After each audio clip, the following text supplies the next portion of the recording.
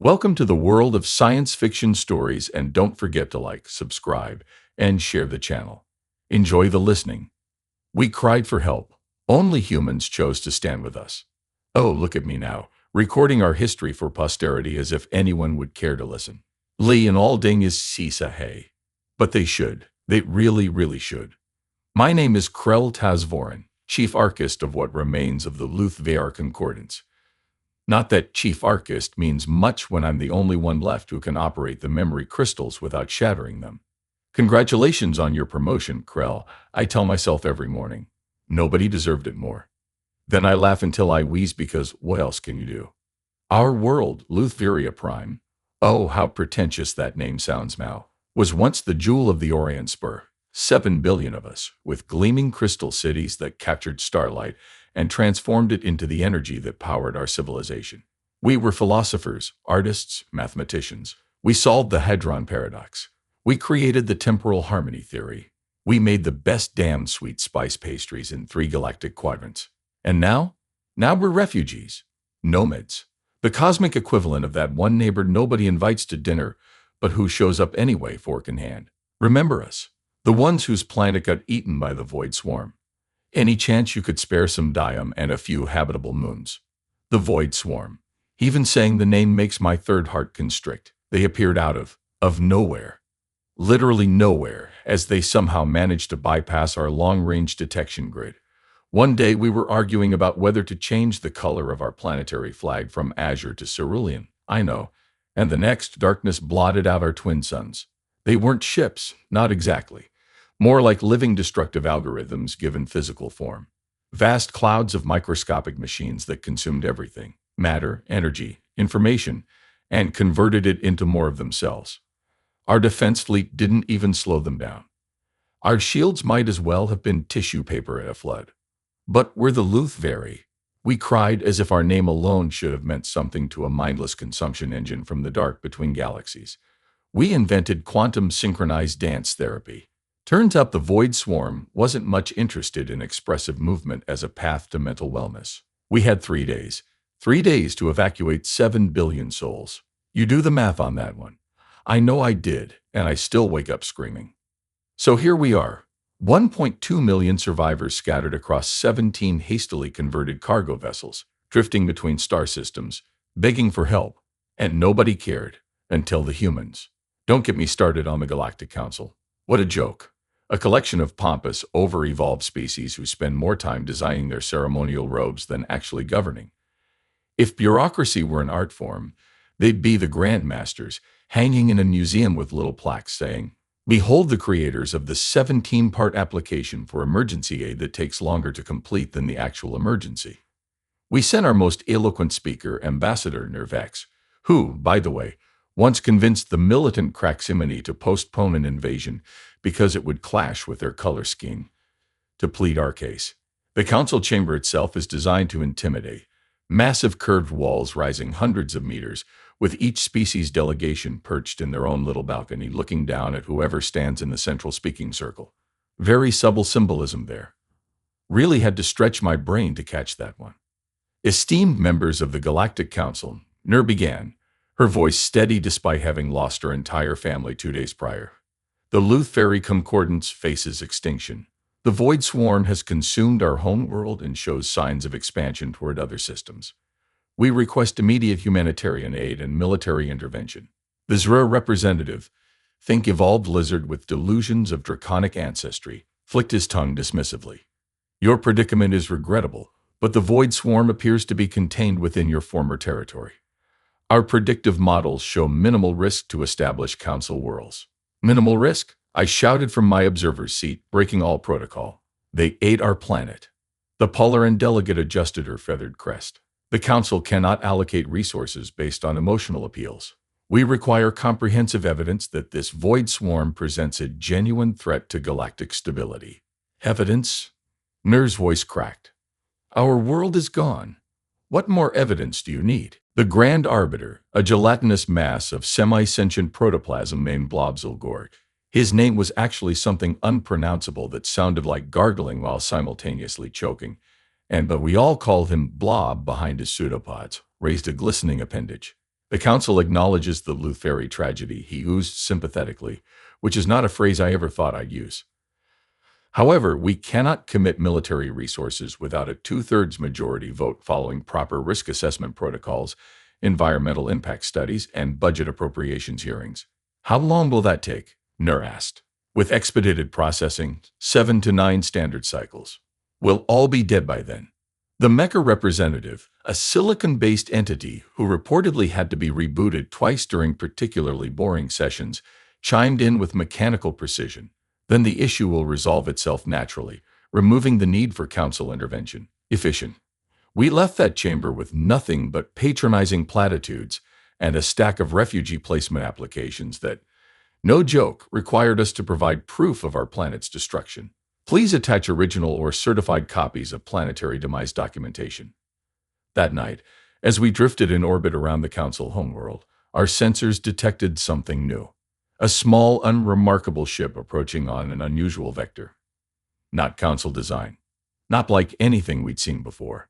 The humans had arrived, and they hadn't asked anyone's permission. The first human ship that approached our fleet looked like it had been cobbled together from spare parts and optimism. While our vessels, even as refugees, maintained the elegant crystalline aesthetic of our culture, their ship resembled some kind of space-worthy garbage compactor. Exposed conduits, visible welding seams, armor plating in at least 7 different colors. It was as if they designed it specifically to offend our sensibilities. They can't possibly be a spacefaring civilization, muttered Fleet Commander Taz'Voran, squinting at the view screen. That thing looks like it would fall apart if someone sneezed near it. Maybe it's a prank by the council, suggested Security Chief Vox Ma, who had developed a healthy paranoia since our planet became cosmic fast food. Send in these, whatever they are, to keep us distracted while they figure out how to make us someone else's problem. I studied the approaching vessel with my archival enhanced vision. According to Galactic Registry, they're called humans, from a backwater system on the Orion Spur's outer rim. Sol system, planet Earth. They've only had FTL capabilities for 73 years. 73 years? Tazi practically shrieked. And they're already this far from their homeworld. In that moment, our comm system crackled. Luth'Vari vessels, this is Captain Jasmine Rodriguez of the Earth Expeditionary Force Ship Tenacious, requesting permission to dock and offer assistance. We heard about what happened to your world. We're sorry we couldn't get here sooner. Sooner. They were literally the first ones to show up at all. And they were apologizing for it. This has to be a trap, Vox insisted, his threat appendages quivering.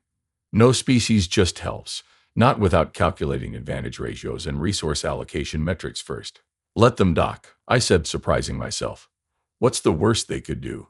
Kill us. Hey, the Void Swarm beat them to it. Steal our technology. Good luck operating crystal matrices with those stubby fingers. Besides, I'm curious. When their delegation boarded, we were underwhelmed, put it mildly. Humans are unimpressive physically, bipedal, symmetrical, without even secondary limbs or proper sensory arrays. Just 2 eyes. Who evolves with just 2 eyes? And they're in the front of their heads. It's like they were designed by someone who'd heard about the concept of species, but had never actually seen one. Captain Rodriguez was particularly unassuming. Smaller than average for their kind, with a dark crest of head fur tied back in what I later learned was called a ponytail, which makes no sense because they don't have tails. Humans in their language, I swear. Thank you for allowing us aboard, she said, not bowing or performing any of the 17 traditional greeting postures of civilized species. Just stood there, making eye contact with audacity. Why are you here? Tazi demanded. The council has advised other species to maintain distance while they deliberate. That was a diplomatic way of saying told everyone to ignore us while they hoped we drift into a black hole and solve our own problem permanently. Rodriguez smiled, baring teeth in what we would later learn was not, in fact, a threat display. Earth doesn't take orders from the Galactic Council. We're not members. They've been reluctant to accept your application because your technology is primitive. Vox suggested, gesturing to their mismatched environment suits. The human captain laughed, an abrupt barking sound that made several of our security personnel reach for their disruptors. No, because they think we're dangerous. We all exchanged glances. These were dangerous. The small, soft creatures without even basic exoskeletons. How right the council was, and thank all the forgotten gods of Luth'Vari for that fact. Captain Rodriguez requested a full briefing on the Void Swarm, not the sanitized diplomatic version we'd prepared for the Council, complete with charts, probability matrices, and appropriately somber background music, but the raw data, the ugly truth. "Show me everything," she said. "Don't pretty it up." So we did. The full sensor logs of our homeworld's final hours, the failed military countermeasures, the desperate evacuation, the billions left behind. I expected her to recoil, to make diplomatic noises about terrible tragedies before finding an excuse to return to her ship and flee at maximum velocity. Instead, she leaned forward, those dual eyes narrowing. "Run that back, the part where your phase cannons hit the swarm's leading edge. There's a pattern in how it redistributes." When was the last time anyone had actually watched our evidence instead of just nodding sympathetically while mentally calculating the distance to the nearest exit? Within 6 hours, the humans had colonized our main command center. They brought in more personnel, engineers, scientists, military strategists, each one more bewilderingly informal than the last. They called their superiors by their first names. They consumed stimulants openly. They removed layers of clothing when they became too warm. "Your civilization has really never encountered the Void Swarm before?" asked Dr. Marcus Chen, who specialized in something called emergent threat responses, and wore his hair in a style that defied both gravity and common decency. "No," I confirmed. "Our archives contain no record of anything similar." "Ha," he said, sipping from a container of what they called coffee, a psychoactive beverage that apparently fueled their entire civilization. "That's weird because we have." The command center went silent. Even the environmental regulators seemed to hold their breath. "Not the Void Swarm specifically," Dr. Chen clarified, apparently oblivious to the bomb he just dropped. "But the pattern. It's like a von Neumann probe gone rogue. Self-replicating machines designed to consume resources and make more of themselves." "And you've defeated such things before?" Commander Tatzi asked, a dangerous hope in her voice. "Well, not in real life," Chen admitted. "But we've been imagining scenarios like this for centuries. Science fiction, simulations, thought experiments. We've been preparing for this since before we had electricity." "You practice for disasters that haven't happened?" Vox asked incredulously. "Humans are weird that way," Rodriguez grinned. "We spent thousands of years imagining all the horrible ways we might die in space before we even reached our own moon." Another human, Security Chief Dwayne Jackson, a massive specimen whose shoulders barely cleared our doorways, stepped forward with a data tablet. "Look at this analysis of your weapons data. Your phase cannons aren't calibrated for optimal disruption against nanoscale targets. You're hitting them, but not at the frequency that would disrupt their coordination networks." "We tried every frequency in the standard military spectrum," one of our tactical officers protested. "That's your problem right there," Jackson laughed, not mockingly but with genuine amusement. "Standard. The Void Swarm isn't a standard enemy. You need to get weird." "Weird?" I asked. "Unconventional," Rodriguez translated. Over the next 24 hours, they demonstrated exactly what that meant. They reconfigured our sensors to detect patterns we never thought to look for. They reprogrammed our weapons systems in ways that violated at least 6 Galactic Council safety protocols. They even cannibalized parts from their own ships to build what they called a resonance amplifier that made absolutely no sense according to conventional physics. "This shouldn't work," muttered our chief engineer, Lander. "The energy equations don't balance." "Yeah," agreed the human engineer Petra Novak with a casual shrug that nearly gave Lan a cardiac event. "But sometimes you gotta try the impossible thing just to see what happens." Try the impossible thing. As if the laws of physics were merely suggestions that could be ignored if you were stubborn enough. But the truly frightening part, their impossible solutions started to work. It took less than 3 days for the humans to transform our ragtag fleet of refugee vessels into what Captain Rodriguez proudly called an actual fighting force. She said it with such conviction that we almost believed her, despite the obvious reality that we were still massively outgunned, outnumbered, and generally screwed. "This is suicide," Security Chief Vox pointed out during our final strategic briefing. "The swarm outmasses us by a factor of at least 7,000 to 1. "So we're the underdogs," replied Jackson with a grin that displayed far too many teeth for comfort. "That's when humans perform best." "Is that a documented evolutionary trait?" I asked, genuinely curious. Nah, it's just something we say to make ourselves feel better before doing something really stupid, Rodriguez admitted, and then laughed as if acknowledging the futility of our mission was somehow reassuring. The plan, such as it was, involved what the humans called a surgical strike at what they identified as the Void Swarm's command nexus. Not that the swarm had a traditional command structure, but the humans had detected a region of higher density information exchange that they believed coordinated the swarm's overall behavior. Think of it as the difference between a beehive and a hornet's nest, explained Dr. Chen, who apparently collected insect analogies as a hobby. Hit a beehive, you get a lot of angry but ultimately disorganized bees. Hit a hornet's nest, and those bastards will coordinate to make your life hell. We're guessing the void swarm is more like hornets, with some central organizing principle. And we're going to what spray it with pest control, Commander Tatzi asked dryly.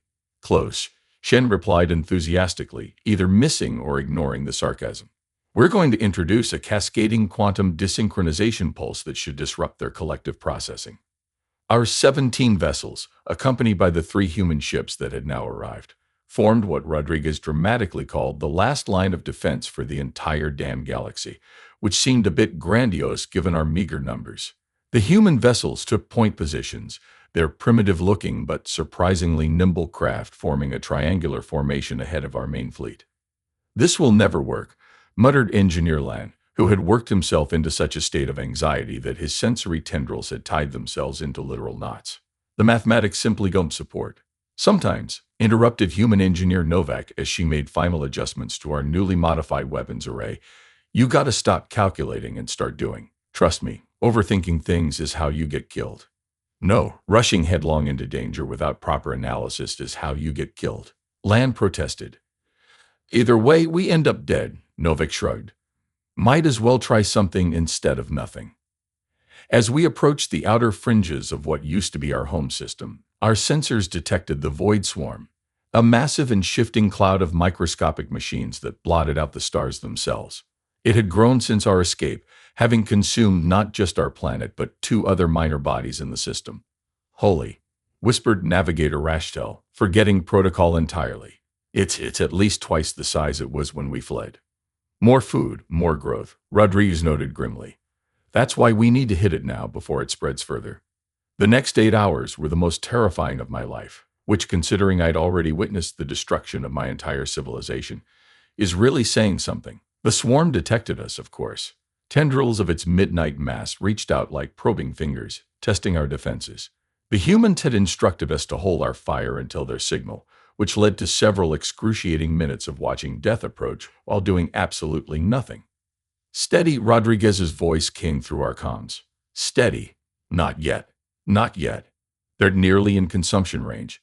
Bach shouted, his threat displays fully extended in instinctive defense. Now, Rodriguez commanded, and all vessels fired simultaneously.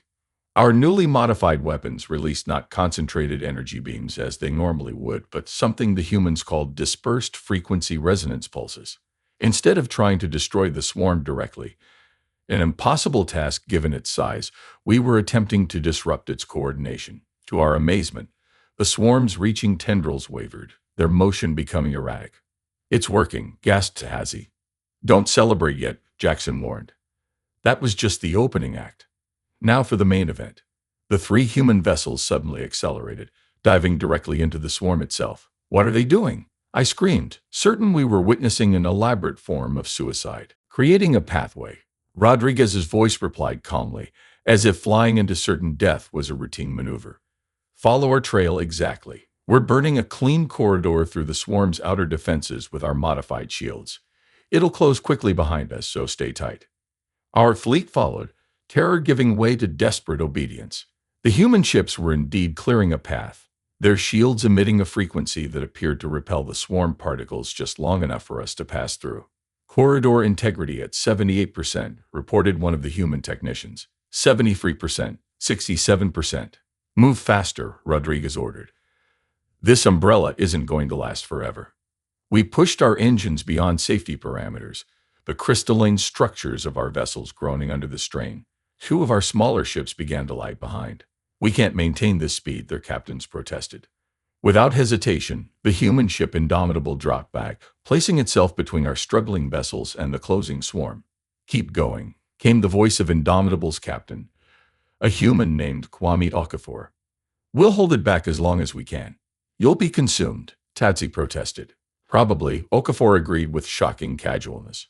But the mission comes first. Get to the Nexus and end this thing. We lost contact with the Indomitable 27 seconds later. They're gone, whispered Navigator Rash, her voice hollow. Just gone. Focus on the mission, Rodriguez commanded, her voice tight but controlled. They bought us time. Don't waste it. I'd spent decades in the archives of my people, studying the grandest achievements and most devastating failures of countless civilizations. Never had I witnessed such casual self-sacrifice.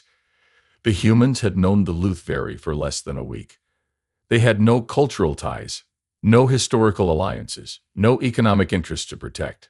Yet they died for us without hesitation. Our remaining fleet pushed deeper into the swarm, following the pathway carved by the two remaining human vessels. Ahead, our sensors detected what the humans had identified as the Nexus, a region of unusually dense and organized swarm particles. There it is, Dr. Chen confirmed. The heart of the beast. I'm detecting unusual energy patterns, reported Science Officer Murley. It's almost like it's building something. The visualization appeared on our main display, a structure taking shape within the swarm's central mass. Not random, not organic, but methodical, geometric.